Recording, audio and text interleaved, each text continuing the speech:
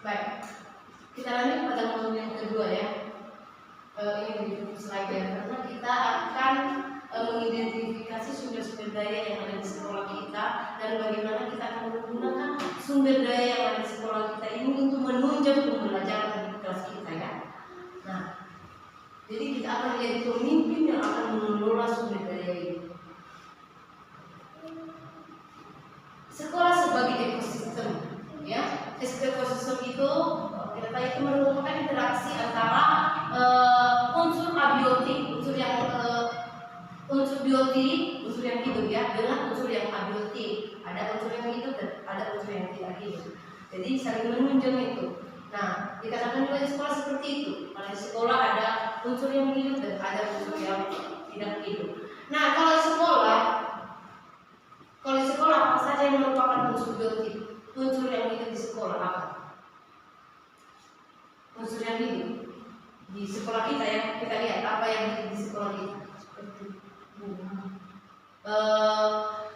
lebih ke makhluk hidup ya. Oke, iya. Manusia. Iya, apa saja? Manusia, tingkatan manusianya apa yang ada di sekolah kita? Ada kepala sekolah, wali guru, murid, orang tua termasuk. Oke, nah kalau faktor abiotik yang tidak itu apa? Seperti apa? Ruangan, ya, sarana yang berbentuk fisik ya, kelas, sarana apa lagi? Tempat bermain, lingkungan bermain ya, lalu keuangan ya, itu yang saling menunjang. Jadi mengertikan bahwa sekolah sebagai ekosistem. Nah ini dia faktor-faktor biotik yang ada di dalam ekosistem sekolah. Antara lain ada murid, ada kepala sekolah, ada guru, tenaga pendidikan, pengawas sekolah, orang tua, masyarakat sekitar sekolah, dinas terkait dengan pemerintahannya. Kita juga ada yayasannya kan, ada yayasannya, mungkin kita bisa tambah di situ yayasan. Lalu ini dia faktor abiotiknya yaitu ada keuangan, ada sarana dan prasarana dan lingkungan alam ya. Lingkungan alam itu baik yang ada di dalam sekolah kita, di lingkungan baik juga di sekitar lingkungan sekolah kita ya, yang bisa kita manfaatkan. Nah, sekarang bagaimana kita akan mengelola sumber daya ini? Ada pendekatan berbasis kekurangan atau masalah ya. Bahasa kerennya itu face-based approach ya. Pendekatan berbasis kekurangan dan pendekatan berbasis aset atau kekuatan, asset-based approach. Nah, ada dua. Kita akan lihat apa pendekatan yang kita pakai. Kekurangan atau kekuatan, mana yang lebih baik? Pendekatan dikatakan sebagai di sini ada cara pandang, cara kita berpikir ya. Cara kita berpikir melihat sesuatu ya. Itu artinya pendekatan. Dalam konteks modul ini pendekatan berbasis asis atau berbasis defisit berarti bagaimana kita memandang sumber daya sekolah kita. Tadi kan ada sumber daya sekolah kita itu ya, ada yang abiotik dan ada yang biotik ya. Bagaimana kita melihat sumber daya itu? Apakah ada kita menanggapinya dengan masalah atau dengan kekuatan? Kayak memiliki sekolah kami tidak ada ini, sekolah kami tidak ada ini. Kadang kita seperti itu kan. Nah, di sini dikatakan pendekatan berbasis kekurangan akan memusatkan perhatian kita pada apa yang mengganggu, apa yang kurang, dan apa yang tidak berfungsi dengan baik.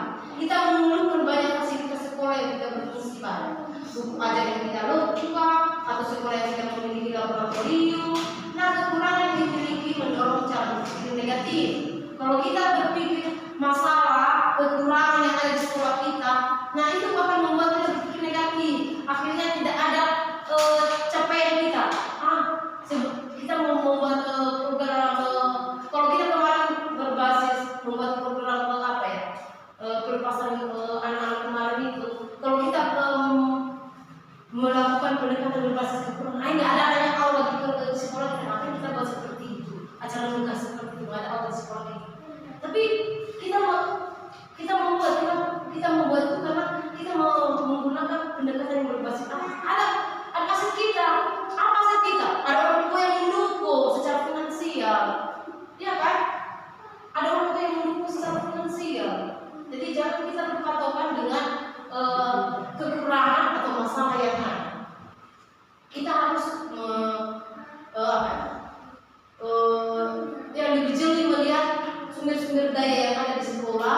itu yang kita manfaatkan. Nah ini ya, pendekatan berbasis aset itu konsep yang merupakan cara praktis mengenal hal yang positif dalam kehidupannya. Jadi kalau kita berpikir positif, melihat keuangan, kita juga melihat orang. Misalnya saya melihat Ibu Fitri, harusnya Ibu Fitri itu. Pasti dalam pikiran saya kalau melihat Ibu Fitri itu kecurigaan terus. Iya, aku sih nggak percaya dia. Ya tapi Ibu Fitri itu nggak curiga. Misalnya aku curiga dari Ibu Fitri, dia lagi buka YouTube yang di HP saya tidak salah. Tapi kalau saya itu ada kecurigaan. Jadi kita selalu kalau kita berpikir defisit ini kita selalu mencurigai gitu. Ya, kita selalu curiga itu nggak baik. Jadi dalam pendekatan yang berbasis aset kekuatan kita berpikir positif. Oh, dia lagi menonton video itu, dia lagi menonton video saya. Jadi positif juga pikiran kita, nggak berdosa pikiran kita, positif. Ya, jadi kita mari melakukan pendekatan itu berbasis kekuatannya. Tapi terserah, mari kita lihat mana yang cocok, berbasis masalah atau berbasis kekuatan. Nah ini dia, berbasis pada kekurangan atau masalah atau hambatan. Lalu yang sebelah sini berbasis pada kekuatan. Kalau berbasis pada masalah, fokus pada masalah atau isu. Misalnya fokus kita. Kita membuat tugas ini tapi nggak ada aula kita di sekolah ini. Nggak ada aula kita. Ya udah, itu aja kita mau membuat program ini tapi nggak ada aula. Tapi kalau kita berpikir kekuatan, fokus pada aspek kita memiliki kelompok murid. Kita memiliki kelompok murid yang suka yang mendukung acara ini, yang akan mendukung kita secara finansial. Lalu berfokus pada masalah utama. Ya, sekolah seperti ini, seperti tadi itu, nggak ada akalnya. Lalu kita kalau kita membayangkan apa yang terjadi ya, jika kami melakukan program pentas seni, jika kami melakukan program pelupasan, jika kami melakukan program marching band. Kalau kemarin kita bilang, kurangnya baju-baju itu kemarin, nggak usah lah, itu baju-bajunya kurang itu. Udah waktu kita buat lagi program itu artinya tidak tercapai programnya karena kita berbasis pada masalah. Jadi di sini kita membayangkan masa depan. Oh, kalau kami buat marching band itu apa yang akan terjadi? Oh, anak-anak juga akan lebih lebih aktif, anak-anak juga lebih senang, orang tua juga akan lebih senang juga, anak-anak lebih berjalan. Ya. Lalu mengidentifikasi kebutuhan dan kekurangan, selalu bertanya apa yang kurang. Itu adalah orang yang selalu berpikir tentang masalah itu. Apa saja yang kurang, apa yang kurang. Kalau berbasis kekuatan itu, oh iya, kami kemarin itu membuat program ini dengan kekuatan apa ya? Mengidentifikasi kekuatan, bukan kekurangan. Apa kemarin yang kurang itu? Apa kemarin yang kurang itu? Nah itu, jadi kita fokus pada kekuatannya, lalu mengatur kelompok yang dapat melaksanakan proyek. Di sini melaksanakan, kita mau membuat program ini. Terus misalnya mau membuat ada program yang kita sepakat. Kita nggak bisa. Sudah ada sendiri dan grup penggerak di sini, nggak bisa lah. Harus banyak orang yang grup penggerak baru bisa program ini. Itu artinya pendekatan yang berbasis masalah. Tapi kalau sudah berbasis kekuatan, ya dilaksanakan aja programnya. Seperti hari ini kan, kita melaksanakan pembahasan ini. Ya kita menggunakan aset-aset yang ada. Ya, seperti saya, ya, sebagai guru saya merupakan aset sekolah ini kita yang ada di sini ya. Aset sekolah ini ada guru saya yang sudah mengikuti pelatihan guru penggerak. Udah itu saja. Daripada saya mencari dana lagi untuk mendatangkan orang yang ahli dari Medan, dari BPGP untuk melakukan pelatihan peningkatan kompetensi kepengurusan. Ya, itu artinya berputar salah. Berarti Susan harus mencari dana lagi karena mengundang orang seperti itu harus butuh uang. Nah, jadi Susan memanfaatkan udah ada nih guru saya di sini, dia udah ikut pelatihan ini, udah ada di asetnya ini. Jadi seperti itu ya, kita berbasis pada kekuatan. Nah, pendekatan pendekatan kekuatan yang berbasis aset. Ini tadi PKBN ini bahasa pendekatan kekuatan berbasis aset ya. Nah ini kalau sekolah kita seperti ini, berarti kalau ciri sekolah kita seperti ini, berarti sekolah kita tidak meminta dana lagi. Kalau sekolah kita masih membuat program ini, minta dana kesana-kesana, membuat proposal atau apa, mau membeli info saja, sudah harus minta kesana kemari. Nah, itu artinya bukan kekuatan lagi, tapi puji Tuhan dengan adanya fokus, dengan ada berbagai peralatan sekolah yang baru ini, susah menggunakan sumber daya yang ada ya. Ada sumber daya keuangan kita, ada dari BOP ya. Kita susun lah bagaimana supaya ini berpenuh. Semua peralatan yang akan kita lakukan di sekolah.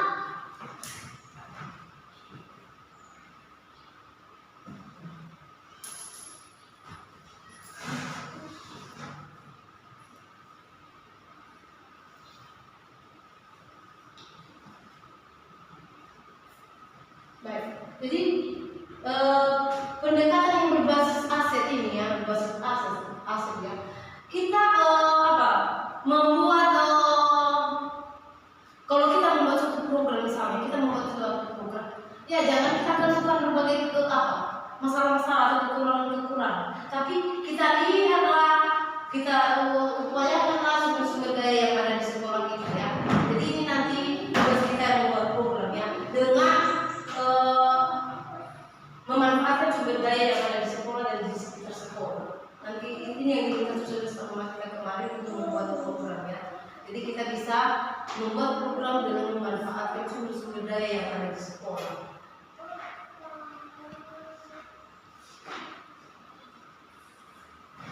Aset-aset dalam sebuah komunitas ya. Ada 7 modal utama aset dalam sebuah komunitas, misalnya dalam sekolah. Apa saja aset dalam komunitas itu ada 7.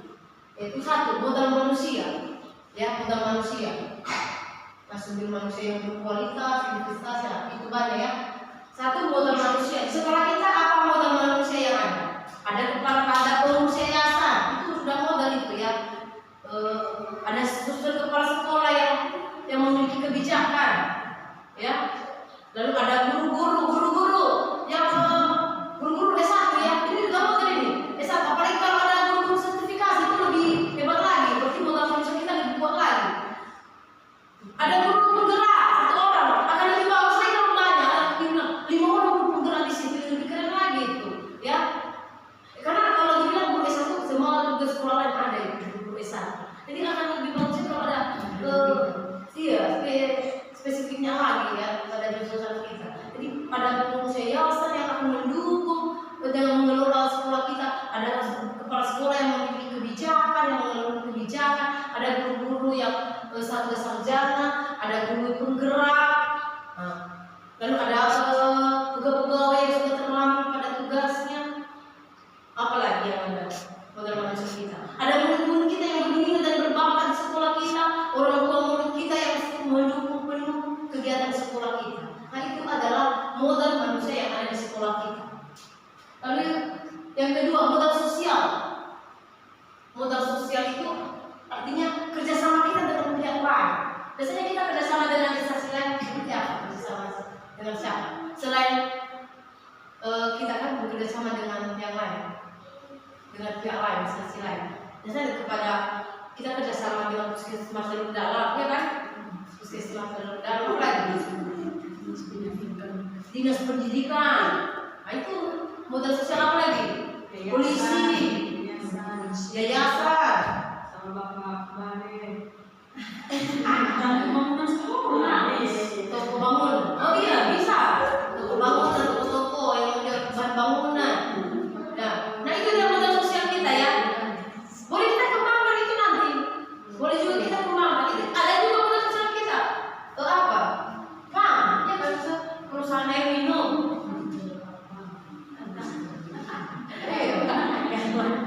Kita pakai bank kan? Tidak ada itu. Ada kita dengan mereka. Kalau ada kaitan kita dengan tempat ya, sekarang kunjungan kita di sana. Ada juga hubungan sosial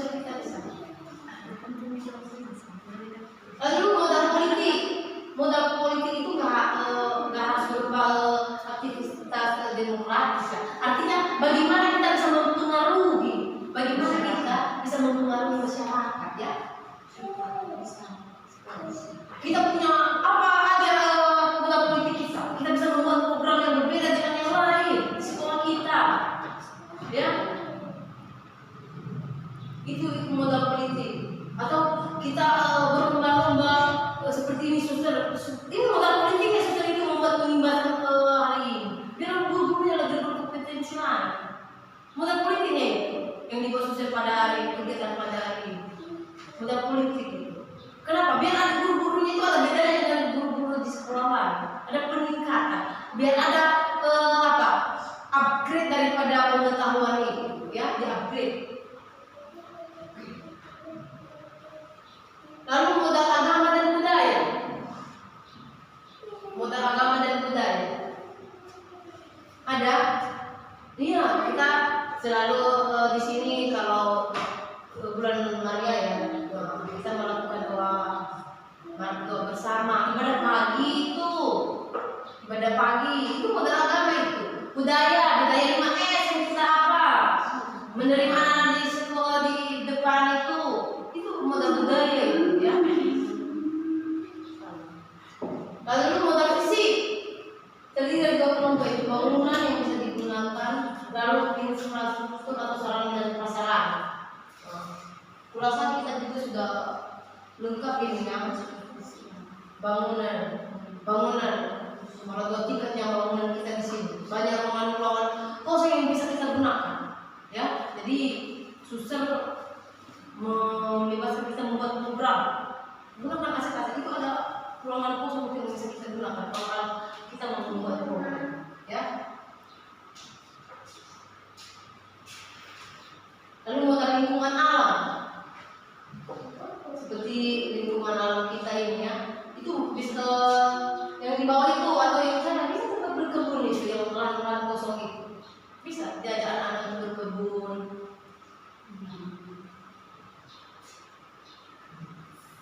Lalu modal finansial ya, ada dana BOP, kas sekolah kita kan susah, uang sekolah, sumbangan kalau misalnya ada kegiatan itu banyak. Nah, itu modal finansial kita di sekolah ini. Nah, jadi untuk lebih memahami mengenai cara berpikir bagaimana kita menerapkan pendekatan berbasis aset dan berbasis masalah ya, kita tonton video ini.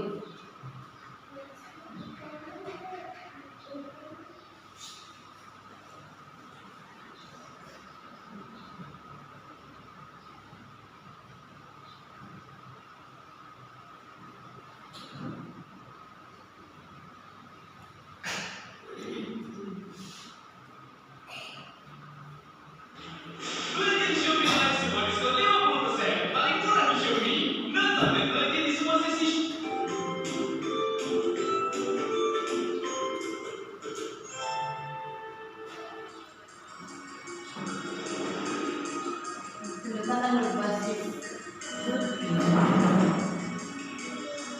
bersama membuat program. Ini adalah rapat berikut.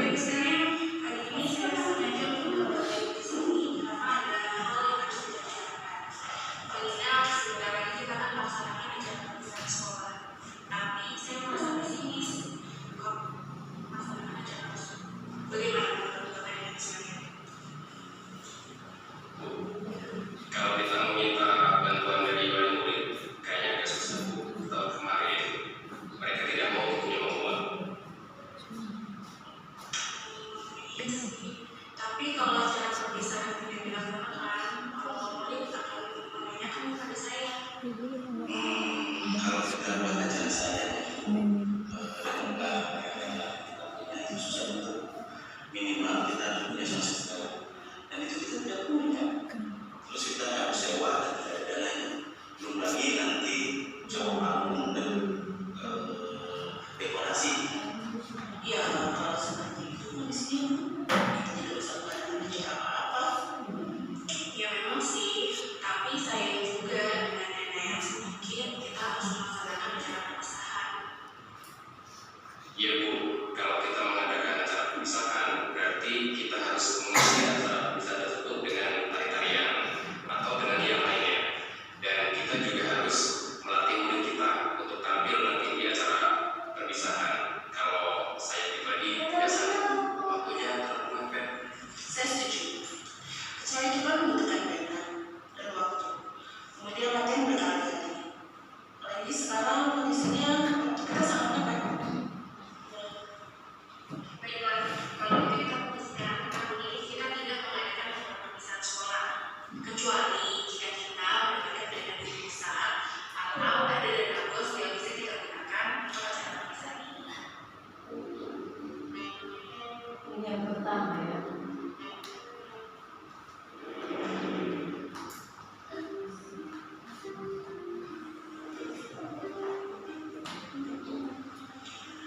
Baik Bapak dan Ibu Guru, mengingat sebentar lagi kita akan mengadakan acara perpisahan sekolah, dan sebagaimana diketahui bersama, kita memiliki anggaran yang tidak cukup banyak.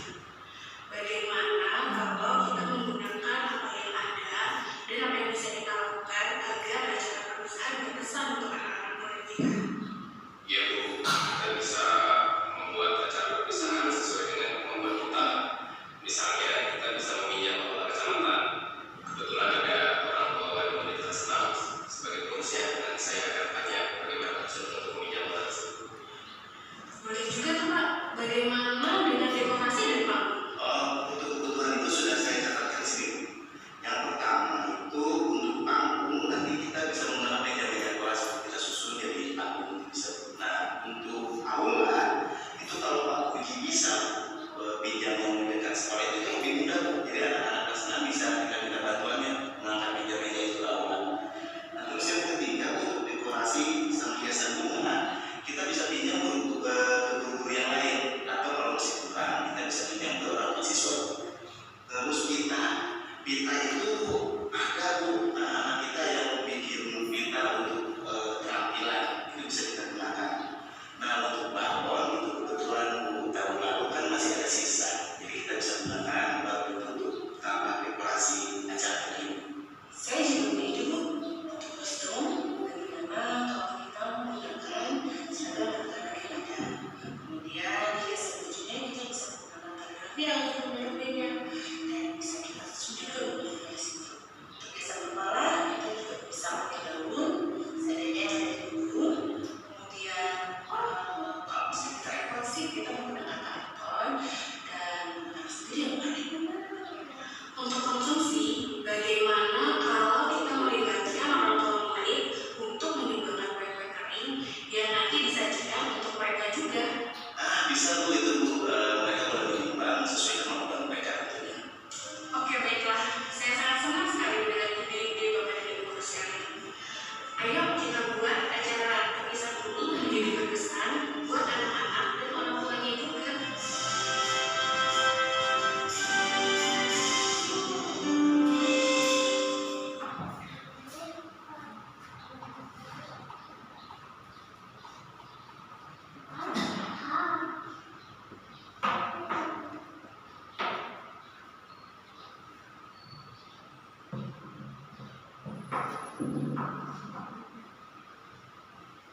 Baik, dari suasana video tadi yang kita saksikan, ya, ada beberapa suasana rapat yang bagaimana yang termasuk dalam contoh pendekatan berbasis kekurangan dan yang termasuk dalam pendekatan berbasis aset dan kekuatan. Tadi ada dua, ada video yang pertama dan ada video yang kedua. Jadi mana yang tadi yang di situ, video mana yang menggunakan pendekatan berbasis kekurangan? Video pertama, yang pertama. Kenapa dia berbasis kekurangan? Apa yang orang suster dan ibu guru dengar tadi dari sana? Apa yang terjadi di video yang pertama? Kenapa dia berbasis masalah? Menurut saya, menurut pengamatan saya dari video pertama itu termasuk itu termasuk pendekatan berbasis kekurangan. Kenapa? Karena mereka mau mengadakan satu kegiatan, tapi mereka terhalang oleh dana. Ada lagi yang lain? Baik, yang kedua, yang termasuk dalam pendekatan berbasis kekuatan ada di sana?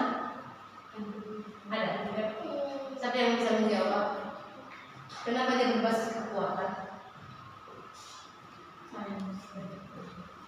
Tadi setelah dibincang sama kepala sekolahnya bersama guru yang ada di kantor tadi, mereka ada penguatan di sana bahwa salah satu orang tua murid yang mempunyai yang kerja di pemerintahan, salah satu dia pernah kerja di gedung di situ.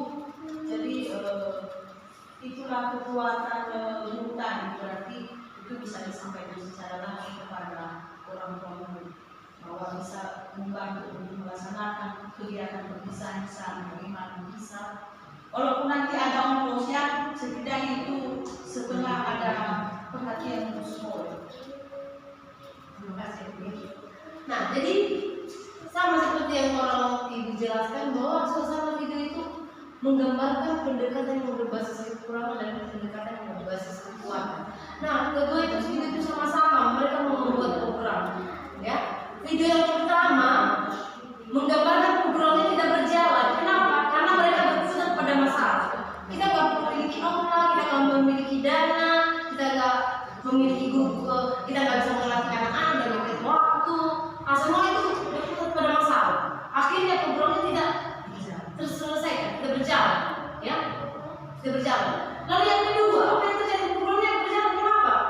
Semua berpikir tentang kekuatan yang ada. Kita memiliki orang tua murid kita lihat ada orang tua murid yang yang mengelola aula, kita nanti minta tolong, ya, untuk dekorasi karena nggak ada uang. Ya anak-anak kita udah terampil yang membuat menghias kelasnya, ya kita pakai nanti.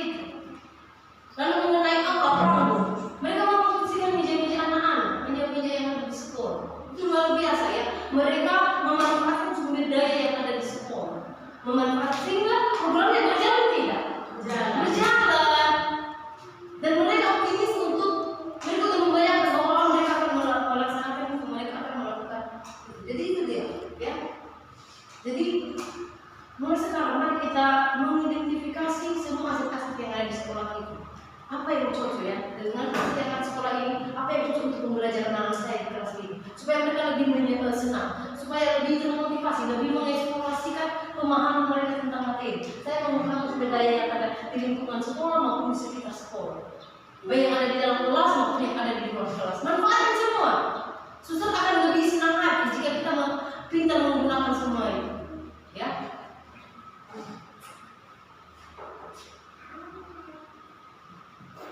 Baik, pertanyaan yang kedua. Selama kita berada di sekolah, pada saat rapat antar guru dan dengan kepala sekolah, biasanya apa yang kita bahas?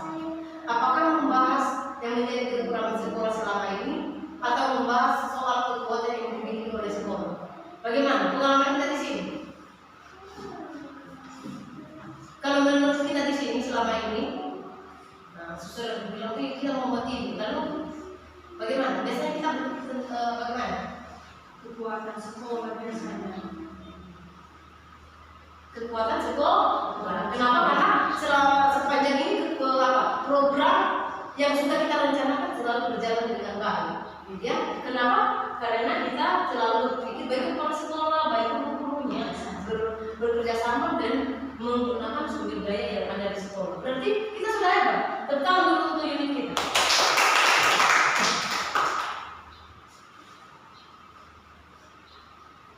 Lalu yang pertanyaan selanjutnya, nggak usah kita tulis, ya. Apabila kita mendiskusikan seorang murid bersama sesama rekan guru, ada banyak guru ini. Biasanya apa yang kita bahas? Kekurangan atau kenakalan dari murid kita, atau kebaikan atau kekuatan yang dimiliki murid kita? Biasanya apa? Kalau kita kan biasanya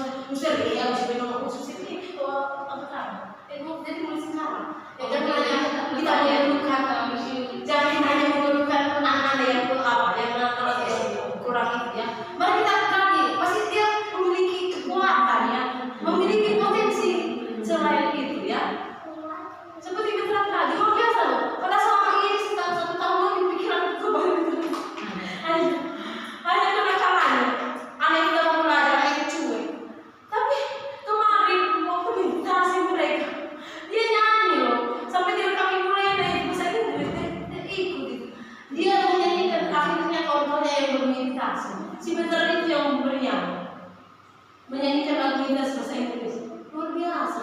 Ya, jadi pikir aku sekarang veteran nggak lagi kenakalannya, tapi melampaui itu itu juga bakal dilupakan. Jadi tolong kita di sini ya. Kalau kita apa jangan berbicara kita pada masalah anak-anak, pada kenakalannya ya. Kita kan potensi itu yang kita kembangkan ya. Kalau kita terus mengeluh dengan kenakalannya, artinya kita pertajam potensi kenakalannya itu.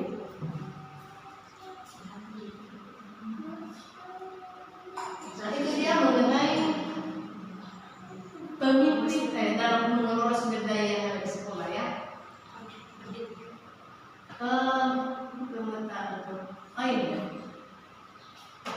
Ini pemetaan aset yang sudah kami lakukan oleh sudut kepala sekolah ya waktu tugas itu.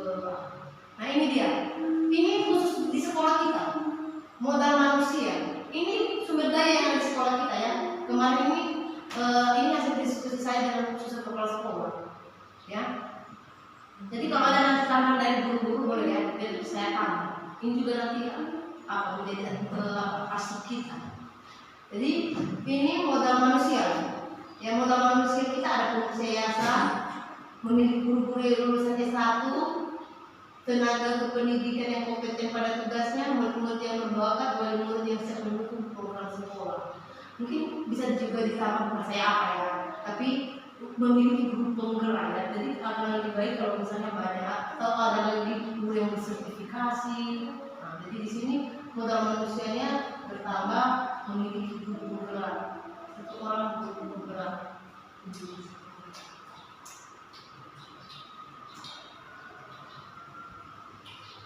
Jadi sudah bertambah kan? Di sini kebetulan jadi ada beda kita modal manusia kita dengan sekolah lain ya. Jadi mari kita perbaiki ini, kita upgrade ini.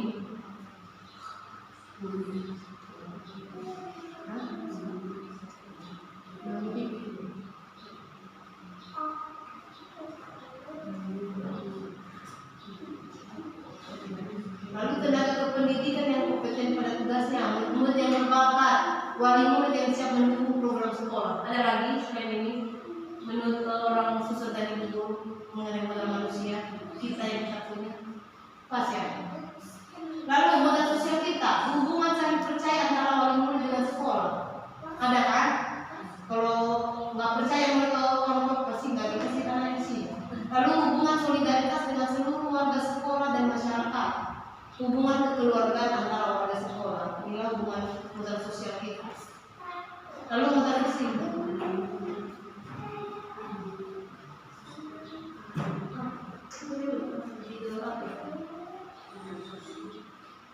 Modal politik.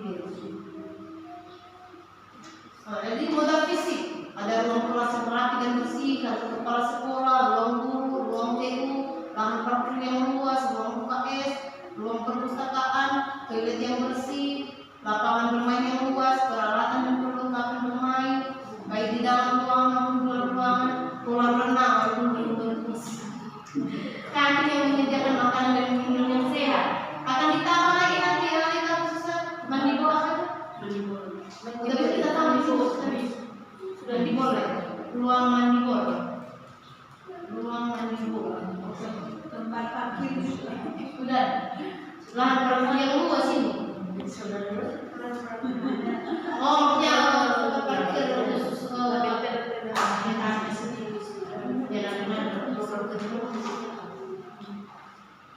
lalu modal lingkungan alam ya. Ini kalau modal lingkungan alam, kita berada di pusat kota loh. Berada di pusat kota. Pasti banyak keuntungan kita berada di pusat kota ini. Lalu dekat dengan jalan raya. Banyak tanaman bunga. Modal politik kita, kerjasama dengan puskesmas, kerjasama dengan polisi, kerjasama dengan dinas pendidikan, kerjasama dengan sekolah-sekolah lainnya, apa lagi? Ada lagi kerjasama dengan sakit, kerjasama ini, kerjasama dengan sesama.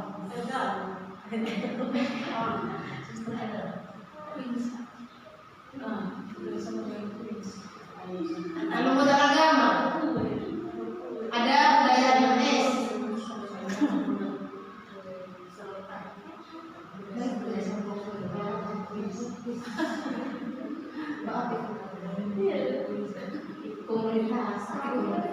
kerjasama dengan komunitas-komunitas lain.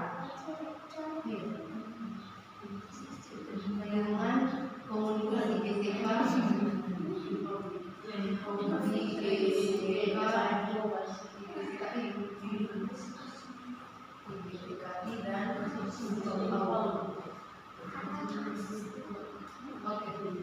nah itu dia ya modal kita.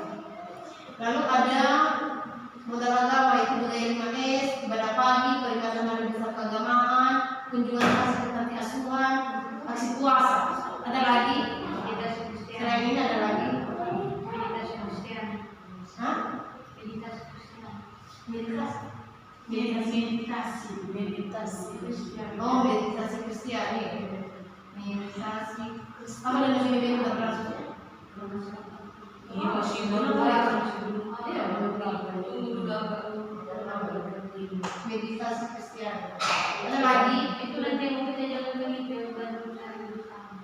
Ada di sini. Ada. Apa?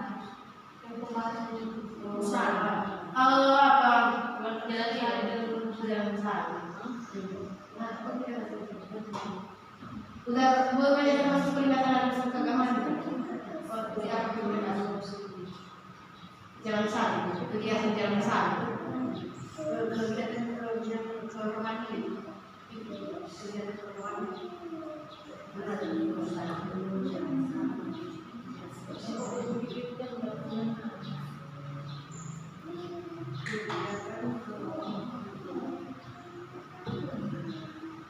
Nah, itu ya. Lalu buku modal finansial kita ada dana BOP, kas sekolah, ada lagi uang sekolah.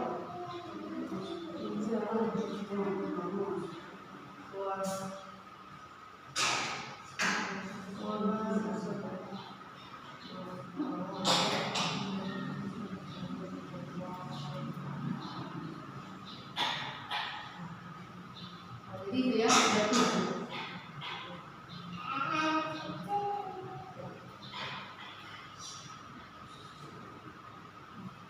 Ini bisa kita update juga terus kalau misalnya ada penambahan yang sama. Jadi bagus juga untuk kita. Baik, ini mengenai pemetaan aset ya. Pemetaan aset. Ada yang mau ditanya tentang pemetaan aset? Ada. Mengenai tadi ini pemimpin dan pengelolaan sumber daya. Ada yang mau kita diskusikan sebelum masuk ke modul terakhir? Ada Pak? Jelas. Jadi nggak bisa membayangkan programnya ya dengan menggunakan aset-aset yang ada. Program kita. Baik, selanjutnya. Nggak ada, saya lanjut. SID tetap sebelah.